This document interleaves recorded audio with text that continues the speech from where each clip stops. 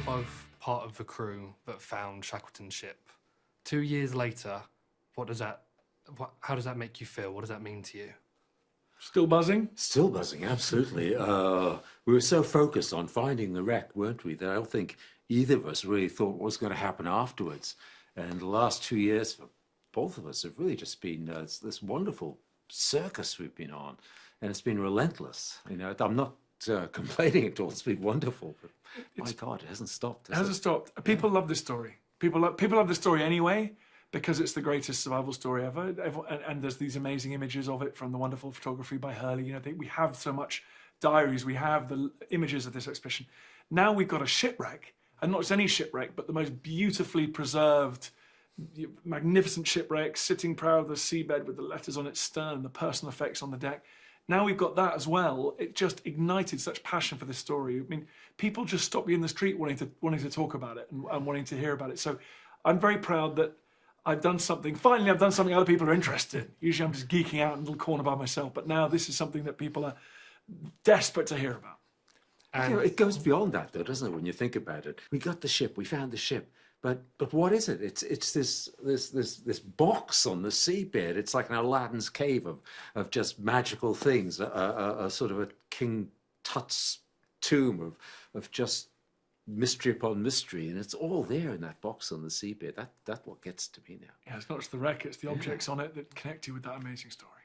And correct me if I'm wrong, you found this, was it exactly 100 years after his death? Yeah, wasn't that incredible? Yeah, to the day. No, it was today. He was buried on the 5th of March, 1922, and we found it on the 5th of March, 2022, 100 years to the day. And when you placed that photo of the shipwreck on his grave, what was going through your head then? How did that feel? I was still, when we placed the photo of the shipwreck on Shackleton's grave, it felt like we were closing a circle. Shackleton had died in South Georgia on his 4th and final Antarctic expedition. He'd failed in so many of the things he set out to achieve. But I think by putting that photo there, we wanted to show Shackleton, if he was watching, that despite the fact he may have died feeling like a failure, in fact today he's one of the most revered and famous explorers who's ever lived. And people are obsessed with his stories. They're so obsessed with his story that a bunch of crazy guys went down to the Weddell Sea and tried to just find that ship to establish that connection with Shackleton. So his fame endures, and he died a kind of a lonely death at the end of the earth, but he is now fully at the center of the global conversation today. And when you were down on that ship, how often were you comparing your situation there, the modern technology, to being on Shackleton's ship? When we got frozen in. Yeah, I was going to say when we got iced in that time. It didn't happen once, but 3 times we got caught within the iron fist of the ice, if you like. And there were people on board who were wondering if we were going to end up like the Endurance. But we were lucky there on one occasion. You know, we only had one tool, didn't we? And that was to swing this 16-ton tank of aviation fuel from one side of the ship to the other to stop us getting absolutely cemented into the ice.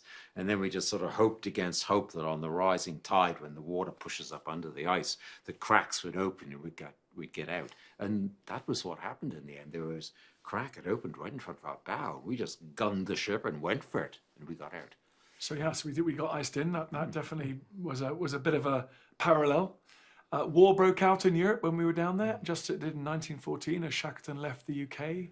The First World War started, and when we were there, tragically, Russia invaded Ukraine, so that was something to think about. We were all thinking about loved ones at home and people we knew. We also, just being down there in the conditions made you think about what those men endured. And we had all the modern equipment, we had a cozy ship to retreat to, but when we did go out on the ice, we were walking around the ice, looking at wildlife, exploring ice flows around the ship. You realised how quickly you get cold, your extremities, how quickly frost nip can set in, perhaps even frostbite if you're not careful. And so all the time you're comparing yourself to what they went through. And we were working right into winter, weren't we? I mean, it was really the only people left in Antarctica, and the winter was upon us, the temperatures were plummeting, and this amazing team we had there, out there on the back deck, all 24 hours a day, just working.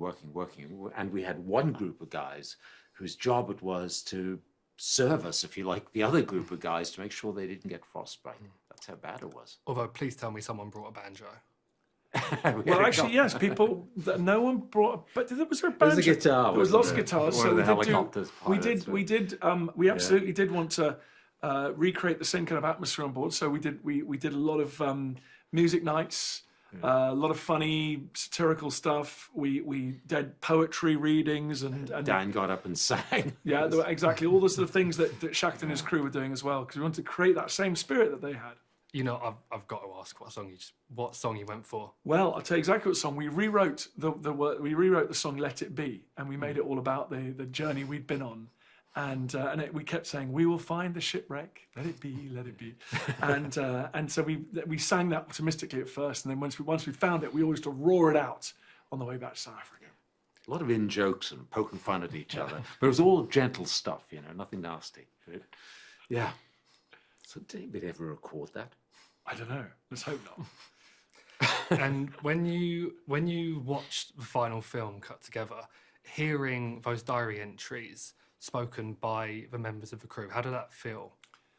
Yeah, it brought it alive, didn't it? I was very used to reading them on the page like you, That's and right. then to hear their voices that had been captured in other places, but then could be used to read out their letters and diaries was really Moving. Yeah. astonishing. It was really quite, I don't know how to say it. What's the word? Moving.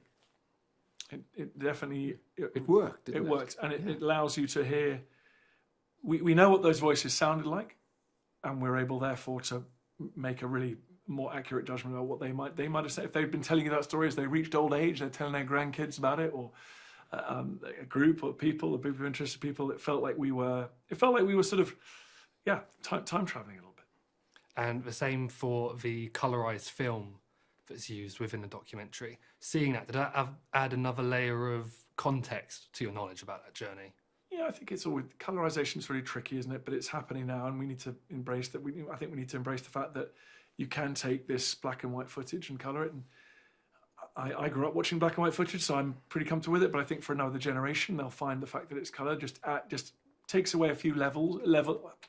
I think the fact that it's colorized for a new generation might take away a few layers and allow them to access it and allow them to see the kind of common humanity over the century that's gone in between. So I think it's a very clever technique.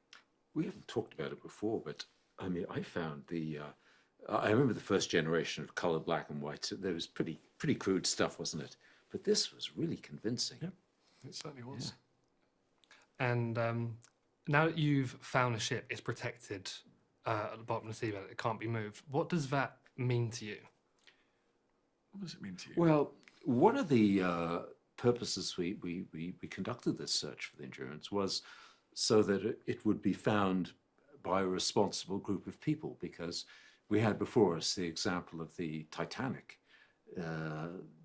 If you remember, when they found the Titanic, it became pretty much a sort of help yourself, smash and grab type thing.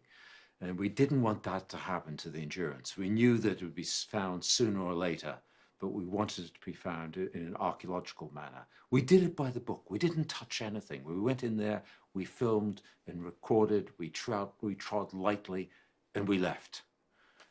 So we did it, I think, in a proper way.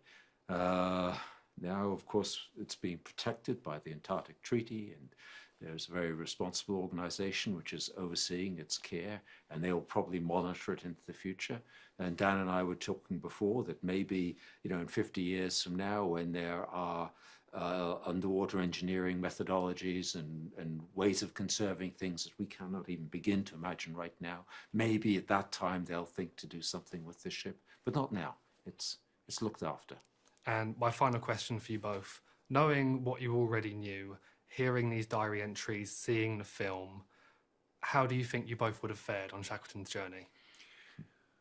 I would have fallen apart at the first hurdle. So usually I go around the world making history shows, and usually when you go and visit somewhere, you get more of an understanding. You go and see the battlefield you go to Vietnam, or you go to the Western Front, or you go to D-Day beaches. You go, okay, I get this. I understand a bit more now how this worked. When I went across the Southern Ocean, when I went to the ice in Antarctica, I have less understanding of how they survived. I have no idea. I was getting seriously cold. I was unable to use my hands after just a few moments on the ice. I don't understand how they lived on the ice, how they operated on the ice, how they escaped from that ice, and then sailed open boats across some of the world's most hostile stretch of ocean. So I think I would have suffered terribly. Yeah, it's a miracle. I mean, what they went through, and they kept their sanity. Yes, there were moments of friction between some of them, but thanks to Shackleton's leadership, he held them together. It was absolutely amazing. How I'd have fared, I'm not so sure. Thank you both so much for your Thank you time very today. It's much. been an absolute Thank you. pleasure. I love the Interesting film. questions. Thanks, man.